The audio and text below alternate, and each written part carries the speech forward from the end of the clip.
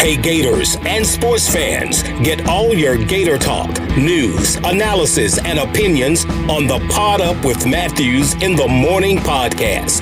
Find us on your favorite podcast platform or watch us on Facebook Live between 8 a.m. and 9 a.m. every weekday. Pod Up, because we are Gator fans. So say it's great to be a Florida Gator. Good morning and welcome to a Monday edition of the program. It's Pod Up with Matthews in the Morning from the Crime Prevention Security System Studios. Large enough to serve you, small enough to care. We got a good show. We got JC here in just a second. Then we got Scott Carter from FloridaGators.com breaking down the weekend, which could be, I would say, maybe the most exciting weekend of football I think I've ever witnessed. Well, let's go to the Titan MR hotline. And we're joined by JC. Good morning, JC. Are you alive? Well, I am. You know, it's always good to have that Sunday recovery day. But QB, when you have, 3 or 4 field rushings on a Saturday night or a Saturday, yeah, I guess you could qualify that as the most exciting weekend to this date. And I think we all had October 9th circled a couple weeks ago because of these games that were being played. Some real pivotal games, kind of shaking up the college football landscape a little bit. QB, you know, Saturday night proved to be a very important thing that I think we're all guilty of. And that is, you know, from the levels of this podcast all the way to CBS Sports desk on Saturday afternoon, all the way to the guys in Vegas. The one thing we're all guilty of, and the one thing everybody does that I don't think we could do when predicting these games is use transitive property. Because transitive property basically did not apply in many cases on Saturday, and the most glaring was, of course, the game in Texas A&M with Alabama and Texas A&M. If you told me that a quarterback who could barely complete a pass, who got run over by Arkansas and Mississippi State, would have a career night against Alabama, I would not have believed you, but that's exactly what happened. And when you beat Alabama, it has been proven, QB, that your quarterback must stand on his head. I can give you 5, 6, 7 names of quarterbacks who had career days when they beat Alabama in close games. Deshaun Watson, Chad Kelly, Bo Wallace, Steven Garcia, this guy on Saturday night, Calzada, Trevor Lawrence, Cardale Jones. Whoever beats Alabama has the best day of his life at quarterback, and that's what it takes. And give Matt Calzada the biggest award of the weekend because of the way he played and the guts he showed, pulling out that game from behind in the last 5 minutes. Yeah, he played outstanding, but he also used his 5 NFL players that I've been talking about since July, and they used them correctly for a change. Mm-hmm. Here's what I will tell you, JC. Alabama's got problems on the line of scrimmage on both sides of the ball. Florida showed that. Yeah, no, I think we saw that. But, you know, what was more impressive than I think the idea that Alabama's thin up front, which would really not do well in a game against Georgia should they play, is Texas A&M had 2 true freshmen on the offensive line blocking for those running lanes, for those guys to get that yardage and to protect that quarterback. And that was a surprise. I didn't know that, but it just goes to show you that, again, on any Saturday, you know, kids can step up and play out of their minds when they really want to, and they did in College Station. I mean, this is a team that had been reeling, and they needed special efforts from special people that they didn't know they had, I don't think. And they had them Saturday night. But, yeah, Alabama, I think, up front is thin. I mean, they just don't look – they don't look like Georgia, and they certainly don't look like some of the teams they've had in the past up there. So that is pretty obvious to me, QB. Tim says on Facebook Live, he says, hey, don't let Johnny skip out on his bet either. He owes you Cheesecake Factory. I didn't want to go to the Cheesecake Factory. We're going to Longhorn Steakhouse. We got a text here on the Titan MR text line. Good morning, guys. JC, the tide was low in College Station Saturday night, but I don't think Alabama will lose another game the rest of the year. Thanks, Daryl. What people don't realize, and JC, you know this probably because I texted to you, but I don't think you probably knew this. Nick Saban's only had 2 undefeated seasons ever. Okay. Did you know that? Yeah. Well, I hadn't been keeping up with that, but his record's pretty gaudy. I know that, but people think they go undefeated every year. They don't. No, they've only had two. No, they don't always go undefeated. And again, when you watch a team beat Alabama, it is almost consistent that the quarterback who plays for the team that beats Alabama has a career day. I just gave you 6 names. I could probably give you more, but they, haven't lost that many times. But when they do, Chad Kelly, Deshaun Watson, Johnny Manziel, Steven Garcia, it goes on. Trevor Lawrence. I mean, Cardale Jones. These guys have the best games of their college careers when they beat Alabama, and it's usually a pretty close game. So listen, Alabama's, everybody thinks, okay, well, they're fine. They're going to be they're ranked 5th. They're certainly not out of the conversation. Everything's in front of them. I'm going to tell you right now, watching that team play last night or Saturday night, it would not surprise me to see Tennessee score 30 points on them either. So, I mean, I think Bama will beat Tennessee, but Tennessee's going to score a bunch of points on them, I have a feeling. And who knows what Leach and these guys are going to do next weekend, throwing the ball 60 times. So it's not going to be easy. But I still think Alabama I think the odds are better that they get out of the West and survive. But, I don't think it's a given. And I do think Georgia is clearly separating themselves in the East and in the league. Now, Kentucky's going to go up there. Guns are blazing, QB. It's going to be a high-charged environment. I just see Kentucky getting buried just like Arkansas did. Now, I think Kentucky's a really good team. I think they could easily win 10 games. But I don't think they've got much in the tank for Georgia and that defense. I'm so impressed by Georgia, I can't tell you. We got a text here on the Titan MR text line from Ryan. He says, well, Shane, just when you finally gave up on your preseason champs, the Aggies pull a stunner. None of us Gator fans want to face it, but Georgia's hands down the best team in the country. Makes me sick just saying that. You think Saturday's showing versus Vandy will calm down all the folks that think AR-15 should be the starter and it would have won the Heisman if Mullen wasn't holding him back? Look. No. I've been telling these people that nobody want to listen. But it's all good. But Georgia, to me, is better than Alabama because of their line of scrimmages. Yeah, that's simple. Well, that's true. You're right. I mean, it's so far what we've seen. Now, remember, I just got done saying transitive property cannot judge football games, but I think you're clearly right about that. Yeah. Turn your car or truck into a rolling billboard for your business or brand with an eye-catching vehicle wrap from Rat Spot. This October, mention promo code Shane and receive 13% off your vehicle wrap. Speaking with JC here on the Titan MR hotline. So the Ole Miss game, it was unbelievable. I tell you what, Ole Miss can't stop anybody. Okay, no, they are no different than they were last year, and I'm afraid they're going to lose some games because they're awful on defense. Awful.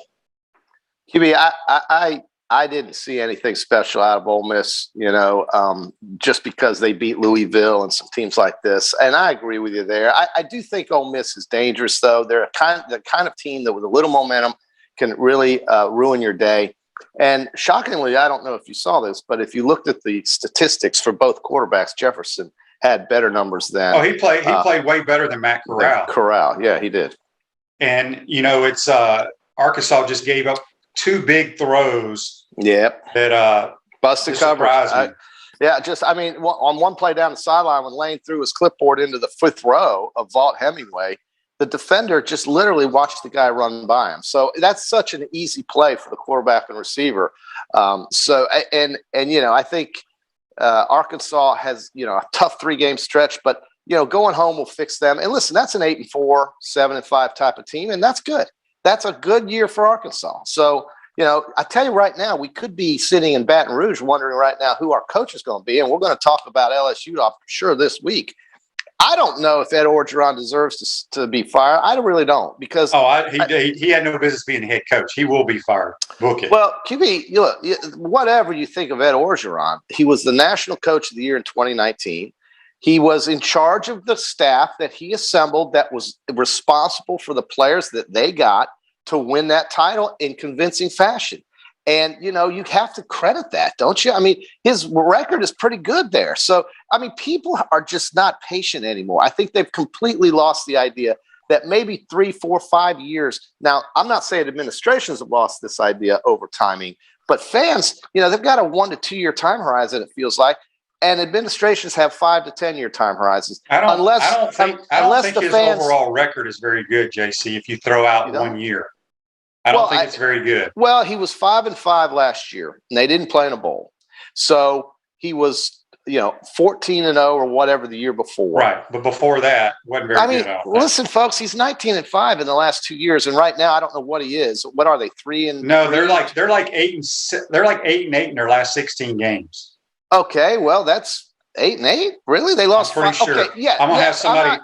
I'm gonna have somebody look it up for us. Right. No, I mean, they've lost 3 times this year. No, clearly this year is a bust. It looks like it's going to be a bust. I mean, think about this, QB. The Louisiana State University had a vaccine mandate.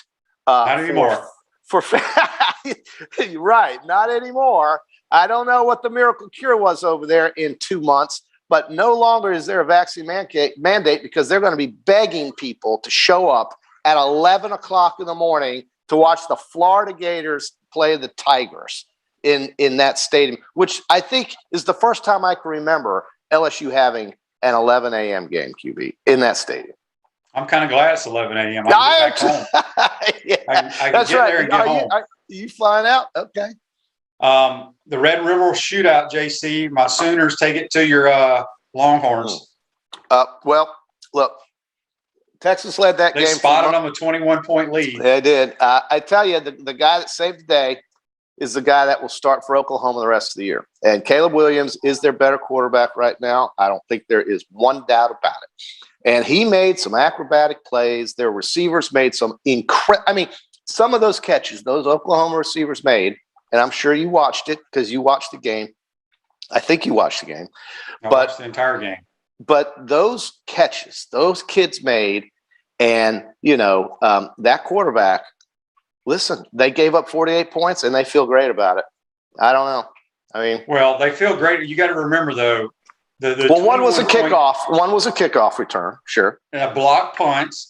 But they also scored on a fumbled kickoff as well. So that kind of washes itself out.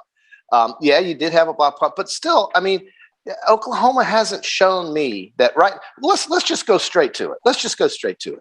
Today's Final Four are you ready for this? If this gets you excited, let me know, because I want to know if this really moves your needle. But here's what you're looking at. And again, this is just today. There's a lot of football to be played. We're nowhere near the end. Georgia, Iowa, Cincinnati, and Oklahoma. You're looking at 2 blowouts in the semifinals in all likelihood, and you're looking at a blowout in the final. That's what I look at. You got Georgia playing.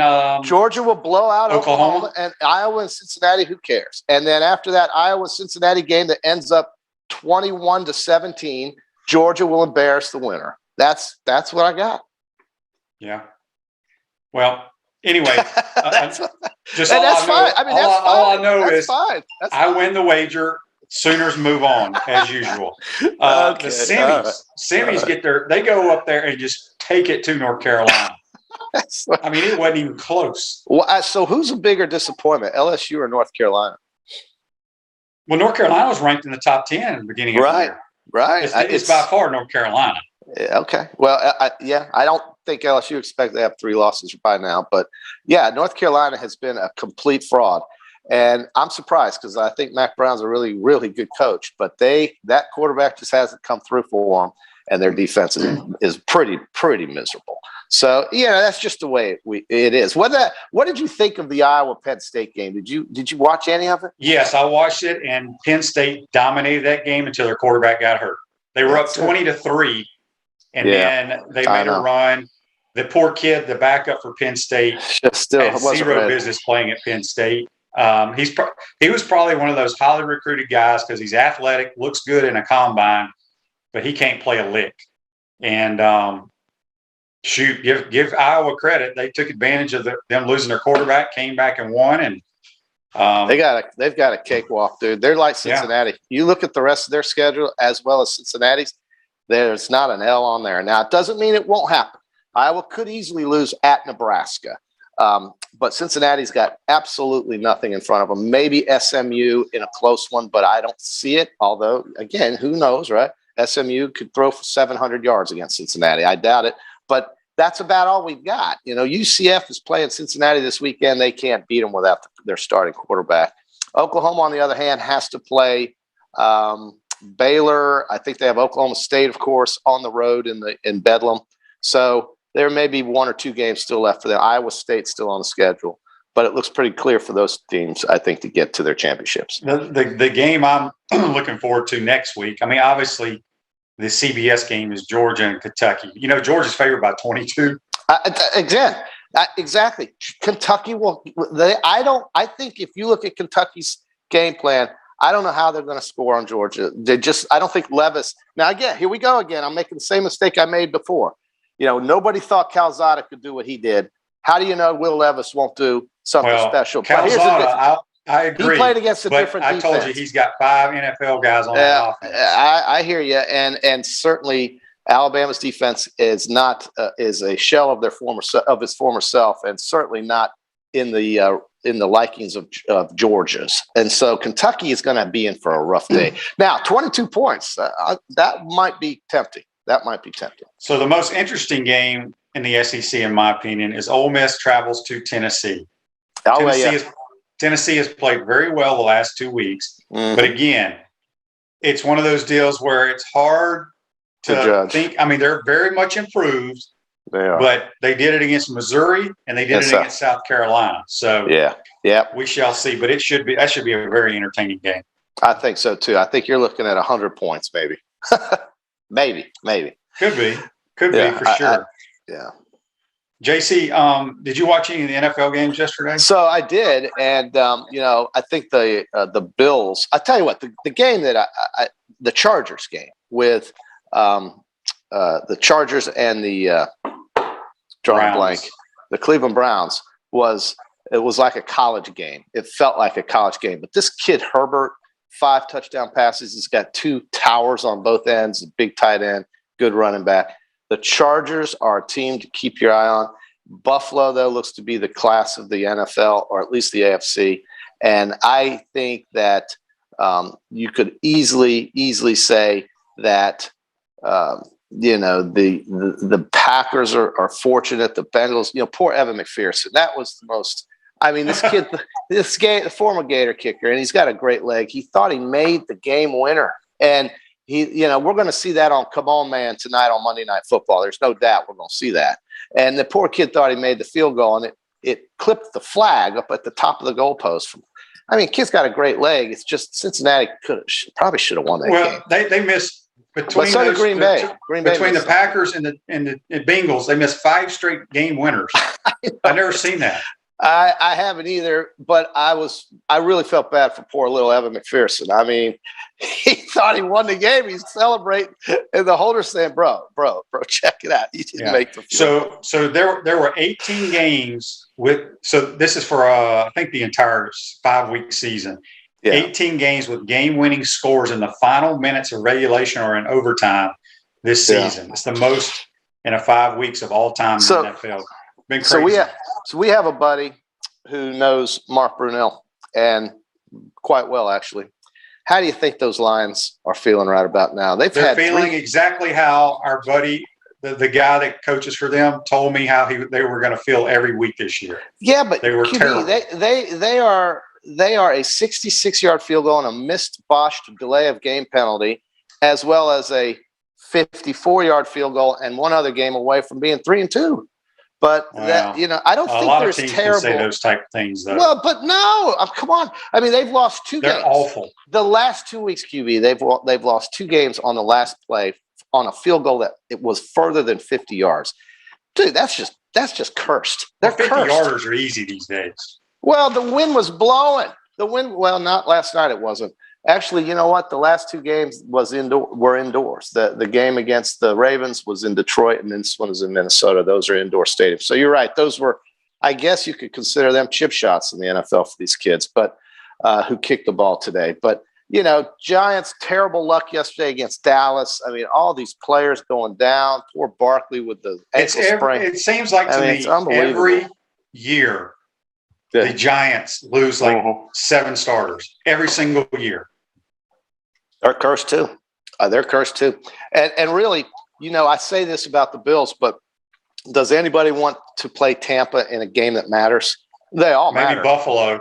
That's probably the only one right now, because they would probably be able to keep up. But, I mean, you've got the Browns, you've got the Chargers, you got the Bills in the AFC. Kansas City can't stop anybody. And in the NFC, it's clearly Tampa, maybe the Rams, Dallas. And I guess Green Bay. Throw them in there. But, the playoffs will be great when it happens, but it's a long, long road, man. This is a long way to go. There will be injuries that come in and affect the NFL just like they do every year. I still like my chances with my prediction of Bills beating the Rams in the Super Bowl. Yeah, it looks pretty good. Who did I have? The Rams and the Browns? I can't remember. I think it was the Rams and the Browns. It was the Browns. I had the Browns, and I wouldn't count them out either. So, Baker played hurt yesterday, and they almost won. So, I don't know. NFL is – it comes down to the last 2 minutes, it feels like, in the majority of these games. It really does feel that way to me anyway. Yep. Kyle Pitts and Kadarius Toney both had tremendous days yesterday. Huge. Gators. Huge. Yeah, Toney got ejected yesterday. Well, he tried to fight somebody. He was defending Evan Ingram, and the surest way you can break your hand is to try to punch a helmet as hard as you can. That's a great idea. It's a great idea. So, JC, somebody asked me this yesterday. Which quarterback would you take right now? Would you take Mahomes, Rodgers, Josh Allen, or Brady? Well, I think right now the hot guy would be Josh Allen, because look at what Brady. I'm talking about, like, if you were to start a franchise today. Well, we've talked about Patrick Mahomes, and let's say they're all the same age, but you've seen what they can do. Well, did you throw Aaron Rodgers in there? Yeah, I said Aaron Rodgers, Tom Brady, Mahomes, or Josh Allen. Those 4. I don't know. I think you got to throw Herbert in there too. I don't know. I think throw Herbert. Yeah, I agree. I'd throw Herbert in there. Yeah. Remember, these quarterbacks get a lot of help when they're as good as they are. And Patrick Mahomes, to me, seems like the guy who's had the least amount of continuity and help. So I'll go with him. Doesn't mean he's any better or any worse than Josh Allen and the rest of them. I think you can pick them out of a hat. Aaron Rodgers is a Hall of Famer. Tom Brady is probably the GOAT, greatest of all time. Just look at the Super Bowls and the records. But really, when you start talking like that, how do you pick one over the other, really?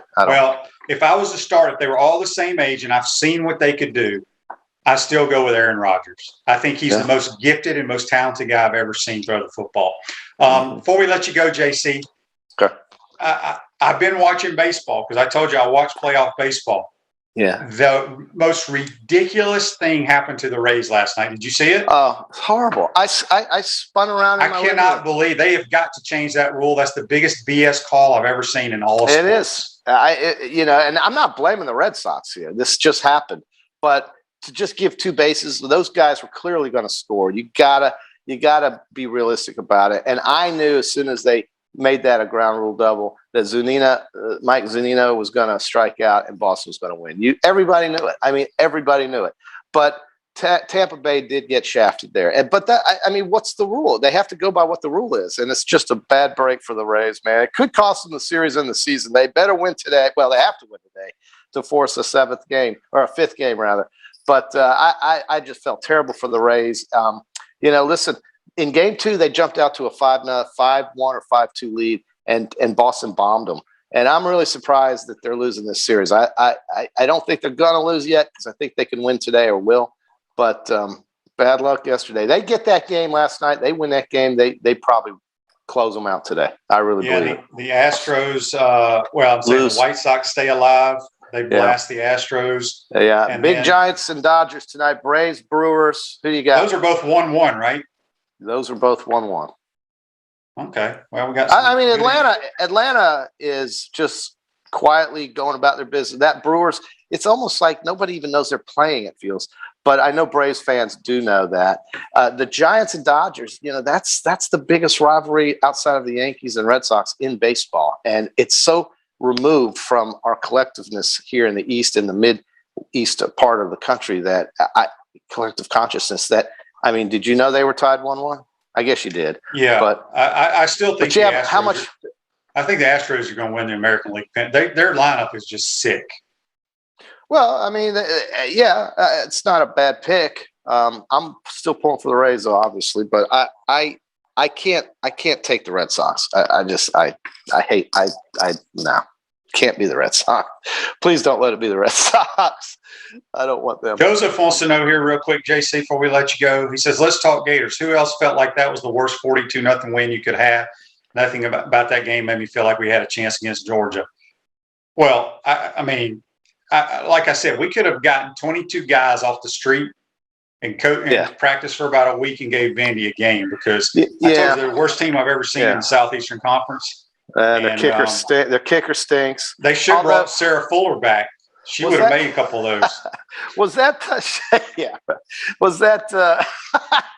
was that touchdown? Was that the right call that the guy did? Wasn't it about when Vandy almost scored there? Was that the little fade route? I don't know. It took so long to review. I think I did too. That's exactly. I did too. I said I don't even care if they scored. The only people that cared whether that kid scored or whether they made a field goal were the people who took the 39 points.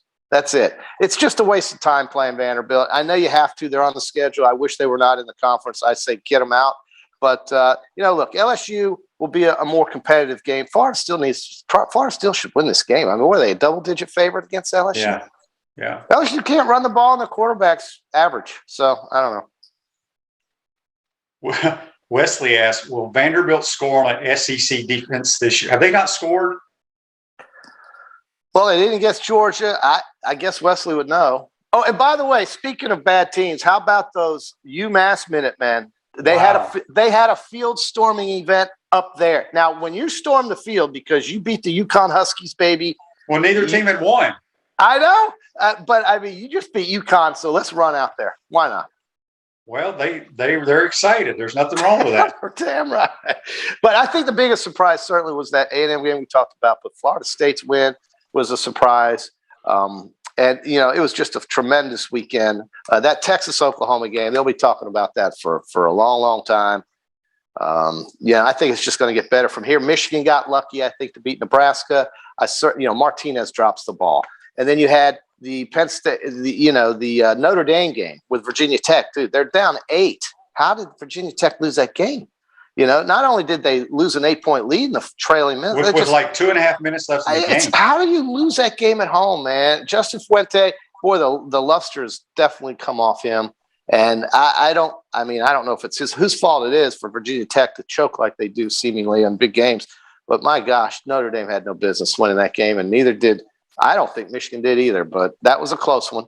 I don't think Michigan – listen, let's just be honest. Kentucky's not going to be close to Georgia. Michigan's not probably even going to be close to Ohio State. I don't see Michigan doing a damn thing against a team with athletes. They're too slow. It's like watching players play in a swimming pool, okay? That Iowa-Penn State game, QB, will cure every insomniac in America if they just force themselves to watch the entire 4 hours of that. Well, you have to you got to turn the sound down because Gus Johnson will scream. I do love him.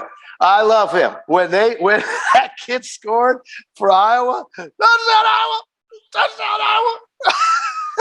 And then he screams the guys there. He's one of my favorite. I love Gus Johnson. He will wake you up. There's no question. All right, before we let you go, this day in sports brought to you by our good friends at Comfort Temp. Comforters, our business peace of mind is our promise. Comfort Temp's now hiring team members of all levels of experience. They'll give you a $1,000 signing bonus. Give Comfort Temp a call, 352-376-2366.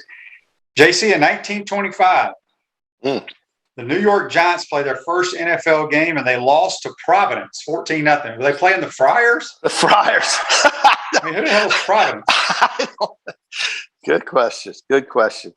How about that? This day in 1925, Providence won. Beat the New York Football Giants. They beat the G-Men, baby. They beat the G-Men.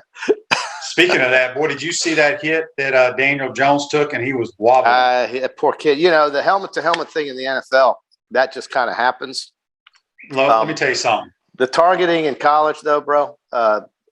Yeah, it's bad. But if anybody calls a run play for a quarterback, really, in the NFL, Josh Allen does a good job protecting himself when he runs. But a guy like Daniel Jones, agree. who's kind of athletic, but man, you're talking about just it's so violent at that level. Those are trained killers on the other side, and that's what they do. Jason Garrett is, again, he's just I don't know. I mean, that was his call. They tried two dives to score, couldn't do it. But if you're going to run outside, do a bootleg, throw it, do something, get rid of it, but don't ask that quarterback to try to score on that play. That's a horrible call. And last thing here, Joseph's asked, Elijah Blades quit the team. It sounds like. Wonder what caused that. He had some issues coming into here, and obviously wasn't a good fit. I'll ask Scott his thought on that as well. But good stuff, JC. All right, my man. The sun did come up Sunday. Oh yeah. Well, listen, doesn't happen much. 679 days since they lost a game, and it was to Auburn in 2019. That was the last time they lost. So y'all, Saban, that's the first unranked team he's lost to since Monroe. Right, and that would be 100 straight and 57 in the SEC. Unranked teams that he's lost. Listen, Texas A&M, dude, if those, like you said, those athletes play like they do, why would they not win the rest of their games? But we'll see.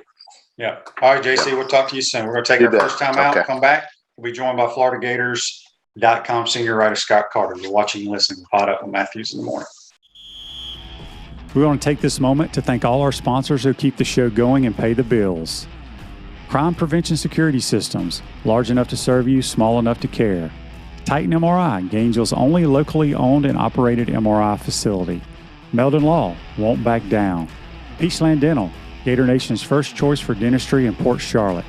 Comfort Temp, comfort is our business, peace of mind is our promise. QC Kinetics, live pain-free with QC Kinetics. Great Clips, it's gonna be great. Our Gridiron sponsors are Auto ER, UF Bookstores, Celebration Point Town Center, South State Bank, Chris Doring Mortgage, Silverback Concrete Co. Some of our touchdown sponsors are MB Listing, Cornerstone Financial, McDonald's of Gainesville, My IT Masters, Gainesville Neon and Signs, 84 Lumber, Tropical Smoothie Cafe, Avera and Smith, Dowling Signs, Baker's Sporting Goods, Ruse Ogra Agent, State Farm Insurance, Silver Cube Billiards and Sports Bar. If you are interested in promoting your business on the show, visit potupwithshane.com and click the advertise button. Again, thank you to all the great businesses that support the show. If you like what we are doing here, make sure you follow us and support the businesses that support us.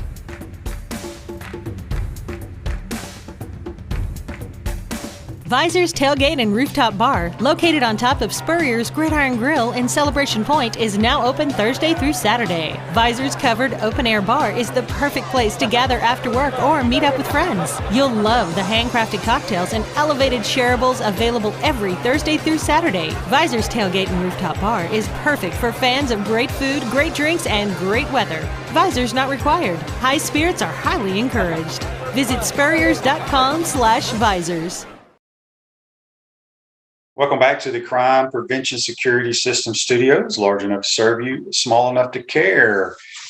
Center State Bank is now South State Bank, but we still put business first. We understand that small businesses need a community business partner that they can rely on. South State still has 4 convenient Alachua County locations. South State Bank, banking forward, member FDIC. Going to go to the Titan MR hotline now, joined by FloridaGators.com senior writer, Scott Carter. Good morning, Scott. How are you?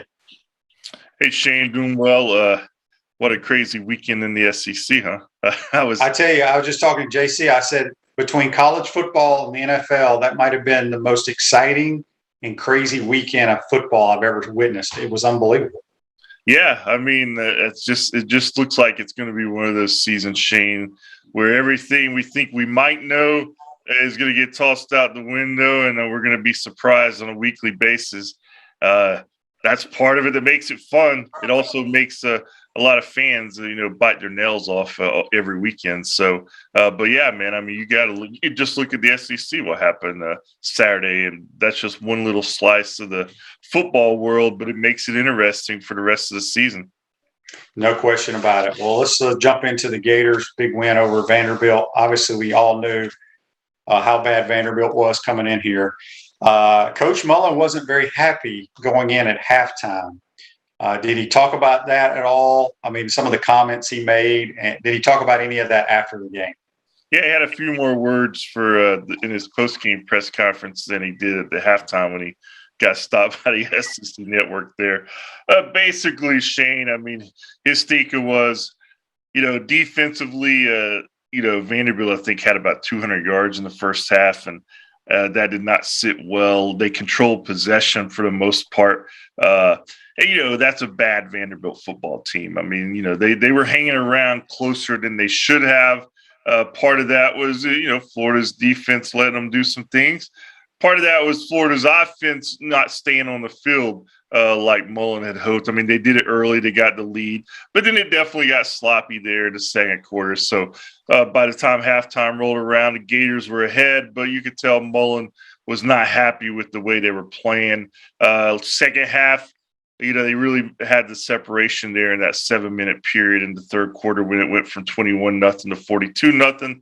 And at that point, they did some of the things that they wanted to, and the defense was more effective in the second half. And I thought it was good. They got a lot of young guys on the field in their most significant snaps that we've seen them, and some of those guys made plays. And so it was Vanderbilt. It was a homecoming 42-0 win. I don't know how much you really make out of it. I don't know if it mattered if they'd won, 70-0 or 17-0. But I think in the middle, sloppy at first, got some things worked out, and then got some young guys. So really is just getting prepared and getting out of there. And now you turn your eyes to those two games that are going to really matter a lot for them at LSU and then off week in Georgia. Scott, I want to talk about Naquan Wright. Yeah. He's always been one of my favorites. Talking to some people the last couple of years, they say he's got great football IQ, knows the playbook better than any running back on the roster.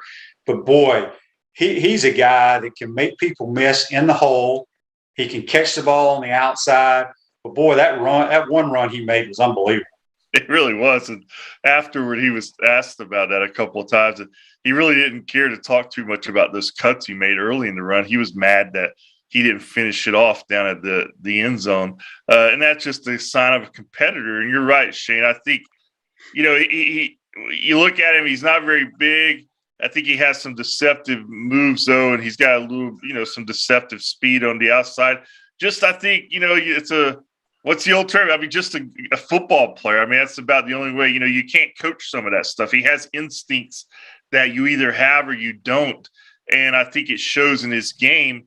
And, of course, they were without Malik Davis on Saturday, who's out with an injury. So you figure, okay, he's going to get more of the bulk, the workload. And so was Damian Pierce. And Pierce had, I think, 3 touchdowns. Wright had really a couple of the biggest plays of the game. But I think Naquan, he kind of gets overlooked some to me in their offense. But I agree with you. He's as good as a playmaker as anyone. That drive, that impact he had on that drive against Alabama, I still remember that, man. I mean, he accounted for about 70 yards on that drive that got him to within 2. He's just a difference maker out there. I guess I missed it, but I knew Malik was injured. Did they say what the injury is? No, I mean, they thought he was going to play. He was undisclosed, as they like to say. I don't know if it's a knee, an ankle, or what. Don't really have an official report on that. They thought he was going to play up until game time. Even Wright was asked. He said he went through practice all week, and they thought he was going to play. But obviously something's bothering him to where they felt comfortable holding him out. So it gave Wright and it gave Pierce extra work. And, we'll see how he comes out for LSU. I know they had some other guys in that category. Richard Garage didn't play, obviously. Kaiir Elam still sideline, missed his 3rd in a row. I thought he was another guy who would play Saturday. Mullen said he wanted to play. I was watching him talk to him down on the field right after warm-ups. You could tell they were having a chat about that. And Mullen said trainers told him that unless it's an emergency, probably best to hold Elam out for another week. So that's kind of where they are on those 3 guys. But all 3 of those guys are, big part of the plans. Eddie says, did Mullen say in his press conference he was going to fire Grantham?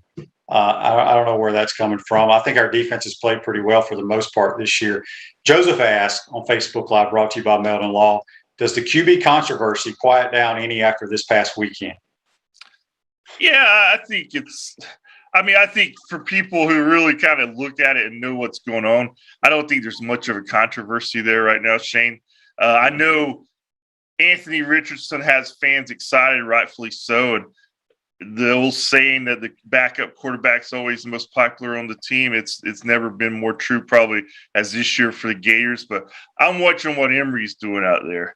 And I'm watching a guy who's growing up each game. I mean, again, 6 career starts. He's not going to be in a Heisman Trophy conversation or anything, but I think he's getting better. Career high 273 yards passing Saturday, career high 4 touchdowns. I thought the throw to Whittemore, the touch throw, really great throw and catch. I mean, that was a really great play.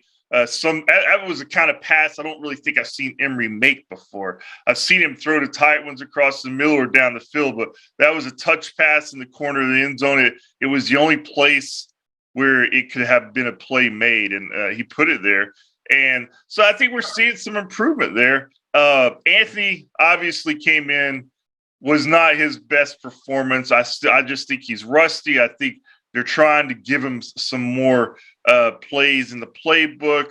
That first pass he threw was intercepted. I mean, he was under pressure there. I think the guy was all over him when he threw the ball, but not a good pass. And then, of course, he's playing against some better defenses. And, Vanderbilt's certainly not a great defense, but they contained him pretty well. They were getting some pressure on him when he was in there at times. So it's just a learning process. He's still going to get reps. He's still going to be needed for this offense, I think, at times. But this is Emory Jones's team, Shane. Yeah, and there's no question. And it's what I've tried to tell people. I know this sounds silly, the way I phrase it. The whole excitement, Dan can blame himself because, like I told you, those first 2 games, Dan dialed up the perfect play. There was no thinking. They saw something on tape. We're going to roll you out here off of play action, and that guy's going to be open and throw it wide open. Well, I feel like when he got in the other day, the first play, they tried to do like a little throwback screen, and he probably's like, well, it's going to be wide open. I'm going to throw it no matter what. And he did. And, yeah, he got hit, but it would have been intercepted regardless. Yeah. So, and he's not able – and he probably is worried about his leg, but he's not going to run away even from Vanderbilt SEC talent like he did against FAU and South Florida. But he's going to be a good player. But as you said, this is Emory's team. I'm sure Anthony will play a little bit more as the year goes on. But I think Emory's come a long way in the passing game. He's still – and he never will be. And I got to tell myself, he will never be a guy that's going to throw on time. Ball's going to come out when he hitches. It just takes him a little bit longer to process it. But he's just not a pure passer. But he's much improved. The throw to Whittemore was unbelievable because he rolled left and just threw a dime on him. But so at Chris Doring Mortgage, they do mortgage lending right, helping home buyers throughout Gainesville and North Central Florida. Call Chris Doring Mortgage today at 352-244-0840. Speaking with Scott Carter, a few more minutes on the Titan Tomorrow hotline. All right, let's switch over to the defensive side. You talked about Elam. Do you think he's going to be back for LSU? I do. Just from what the tone Mullen used after the game. I mean, he's been there before the last couple of weeks, but I hadn't seen him say that, they had that talk on the field before the game, whether or not he could play. He took the safe route against Vanderbilt, but I think Kaiir's at the point where he wants to play really bad. I think they need him. And now, he should get his opportunity, I think, this week. So I do think he will play. A couple of Facebook Lives brought to you by Meldon Law, the only official law firm partner of the Florida Gators. John says, did Mullen get the message to throw the ball deep? Okay. I did hear one of Dan's comments. I can't remember when this was. I don't know if it was the halftime after the game. The coverage dictates when you're going to throw it deep. If a team is playing real soft shell, there's no reason to waste a play and throw it down there. I agree with that 100%. However, we're going back to the Kentucky loss. A certain formation allowed us to have one-on-one coverage. That's where I wish we would have thrown it deep. But, yeah, I'm sure he wanted to give our guys opportunities to throw it down there. And maybe Vandy's secondary, the way they played, allowed us to take more deep shots. Did he talk anything about that? Did somebody ask him that in a presser? Yeah, I mean, he was asked. It's been one of those things that's kind of been hammered home this week, all week. Why didn't they throw more against Kentucky? And it was everything you just said. And then, of course, they did throw the ball down the field some against Vanderbilt. And, Emory was asked about, hey, he said, guess what? That's what was there. They were giving it to us, and that's what we took. And Mullen kind of backed that up. I mean, I know there's, I'm not – I just – the whole critique in every single play, there's just a lot of armchair quarterbacking going on there. It's a little bit for me, man. It's overkill. I mean, Kentucky, did they miss a shot here and there down the field? Maybe so. But I do know Kentucky also was trying to prevent the long pass, and that's going to limit your opportunities there. Vanderbilt was a different story. They had a little different look. Bottom line is they got the ball down the field some this week, and you know what? They're going to have to get the ball down the field some on LSU and Georgia and all these other teams on the schedule. Yeah, looking forward to LSU this weekend. It's 11 o'clock local time. Scott, I don't know if you know the answer to this. When is the last time we played LSU in Tiger Stadium kicking the ball off at 11 o'clock? Believe it or not, Shane, it's been as long as you think. It's been in the last decade. I want to say, remember that 11 game, I think it was, or 12 maybe, when the Gators, they had to start Jacoby Brissett out there. It was because Driscoll, I think, got hurt or something. I just remember it was we've had one out there since I've been here where it's an 11 o'clock start. And it's a weird feeling when you get up at, 8 o'clock and you immediately get dressed and go to the stadium for kickoff. So it's been a lot. It doesn't happen very often, Shane. I mean, the last time we were there, obviously it was night as it should be, usually is. What was that? Kyle Trask's first ever career start, I think, or first road start. And he went toe-to-toe with Burrow there for a while. Yeah. It was 35-28. That's what most of us remember LSU being like. But there was a wacky one out there a few years ago. So it's going to be like that again Saturday. Yeah, wake up. I mean, they got to eat their pregame meal at 7 a.m. and get up about 6. So it's definitely going to be different. But I'm anxious to see what the stadium's going to look like.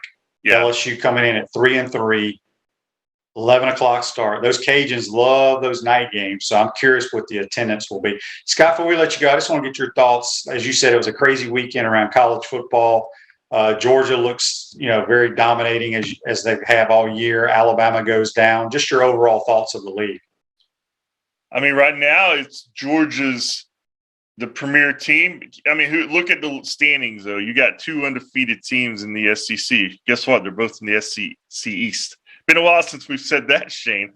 So Alabama losing to A&M, you knew that was possible on the road at night, even though A&M has not been the team that people envision. But it's what these coaches say every week, and I mean, it's you get tired of hearing it, but it's so true. I mean, the SEC, there is really no easy road game, or you can't overlook anybody. And I just think what this weekend did for me more than anything, Shane, is for all those Gator fans out there who want to write the season off at midseason. Hey, guess what? You let them play out the next 6, see what they can do, because there's going to be more results like we saw this weekend for the rest of the season.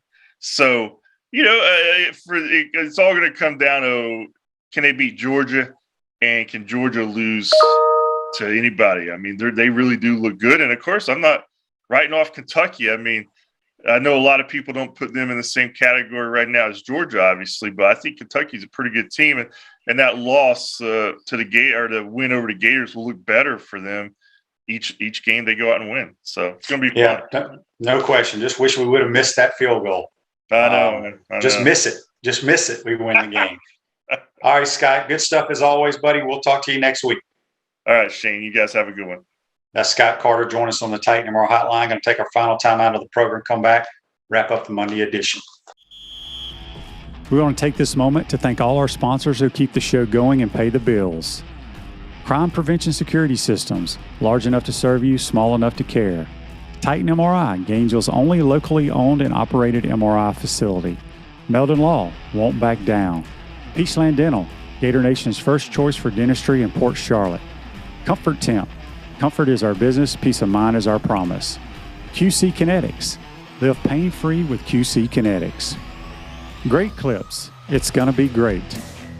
Our Gridiron sponsors are Auto ER, UF Bookstores, Celebration Point Town Center, South State Bank, Chris Doring Mortgage, Silverback Concrete Co. Some of our touchdown sponsors are Campus USA Credit Union, Adams Rib Company, Doreen Wiebe Realtor, Caldwell Banker, MM Parish, Gator Dominoes, Celebrate Primary Care, Gator Bait Media, Wrap Spot, Okido America, Gators Dockside, Style Cuts, Big Mills Cheesesteaks. If you are interested in promoting your business on the show, visit potupwithshane.com and click the advertise button. Again, thank you to all the great businesses that support the show. If you like what we are doing here, make sure you follow us and support the businesses that support us.